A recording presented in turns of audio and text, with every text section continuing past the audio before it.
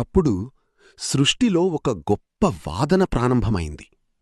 సృష్టికర్త అయిన బ్రహ్మదేవుడు, రక్షకుడు అయిన శ్రీమహావిష్ణువు ఇద్దరూ తమలో ఎవరు గొప్పవారు అనే విషయంపై తగువుకు దిగారు. బ్రహ్మదేవుడు గర్వంగా అన్నాడు, నేనే ఈ ప్రపంచాన్ని సృష్టించినవాణ్ణి, కాబట్టి నేనే గొప్పవాణ్ణి. మహావిష్ణువు శాంతంగా సమాధానమిచ్చాడు, నేనే ఈ ప్రపంచాన్ని కాపాడుతున్నవాణ్ణి, కాబట్టి నేనే గొప్పవాణ్ణి.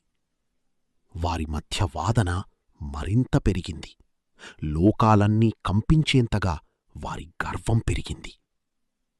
అప్పుడే అకస్మాత్తుగా వారి మధ్య ఒక అంతంలేని అగ్నిస్తంభం ప్రత్యక్షమైంది. ఆ స్తంభం ఎంత ఎత్తులో ఉందో, ఎంత లోతులో ఉందో ఎవరూ అర్థం చేసుకోలేకపోయారు. అప్పుడు ఆ అగ్నిస్తంభం నుండి ఒక గంభీర స్వరం వినిపించింది. ఈ స్తంభానికి ఆది లేదా అంతం ఎవరు కనుగొంటారో వారే నిజంగా గొప్పవారు. అది విన్న వెంటనే మహావిష్ణువు వరాహ అవతారం తీసుకుని ఆ స్తంభం కింద భాగాన్ని వెతకడానికి దిగాడు.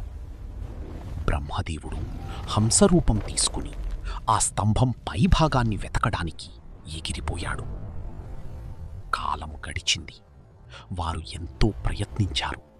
కాని ఆ అగ్నిస్తంభానికి ఆది అంతం ఎక్కడా కనిపించలేదు. చివరికి మహావిష్ణువు నిజాయితీగా ఒప్పుకున్నాడు, నేను ఆ అంతాన్ని కనుగొనలేకపోయాను. కాని బ్రహ్మదేవుడు అబద్ధం చెప్పాడు. నేను పై చివరను చూశాను అని గర్వంగా అన్నాడు.